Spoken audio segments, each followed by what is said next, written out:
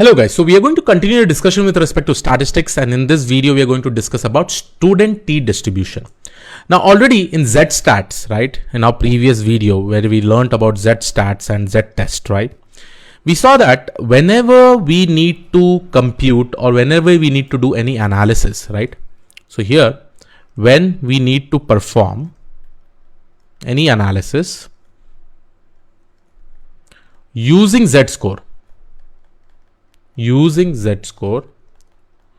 what do we require? We require a population standard deviation. We require sigma, which is nothing but population standard deviation. Population standard deviation, right? And this is already known. Like in our problem statement, this is already known, right? But understand, in many of the problem statements, right, one thing that you really need to understand over here is that population standard deviation is very difficult to get calculated or to get assumed also, right? It is very difficult to do that because we don't have the entire population data, right? So my question now is that how do we perform any analysis when we don't know the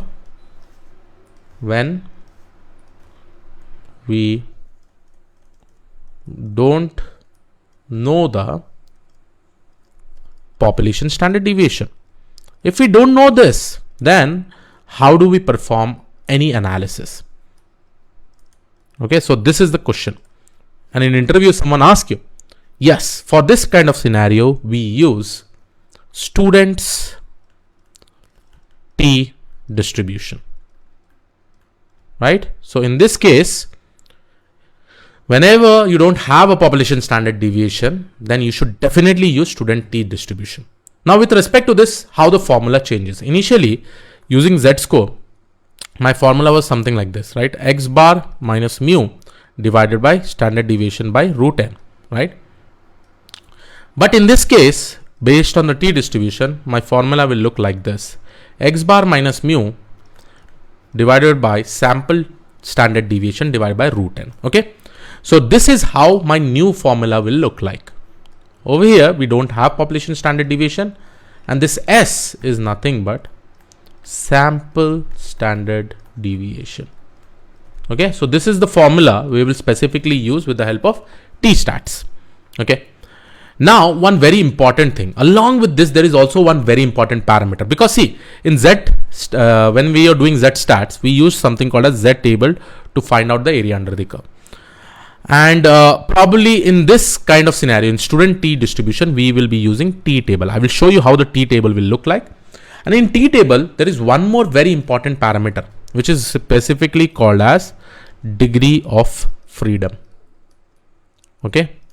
And degree of freedom, DOF, is basically given by the formula n minus 1. We'll not derive this, guys, not that important, but I'll just give you a crux how a degree of freedom is basically coming up, you know. Let's consider there are 3 people and there are 3 chairs in a room. Okay. Now when the first person comes inside the room, this person has 3 different options, right? So let's say that out of these 3 options, he has selected this chair. Then the second person will come, he'll have 2 options. Let's say he's selecting this chair. But what about the third person? In third person, he'll not even have any options.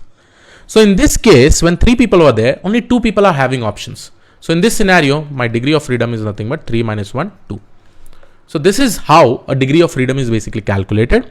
And this will be super important when we are probably using this in doing any analysis with the help of t-test. Okay, we specifically say this as t-test, or we can also call this as t-stats. Okay. Okay. So I hope you understood this. Now let me just quickly show you how my PDF will look like.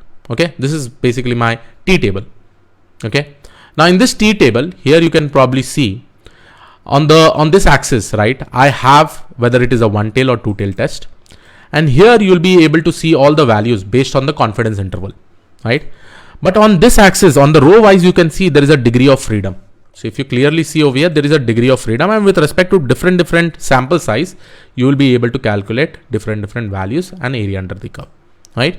So in the next video, we'll try to see how we can probably we'll solve a t-table problem, t-stats problem by using this t-table, and we'll try to see what kind of output we'll be able to get and what kind of analysis we'll be able to do. So yes, this was it from my side. I will see you all in the next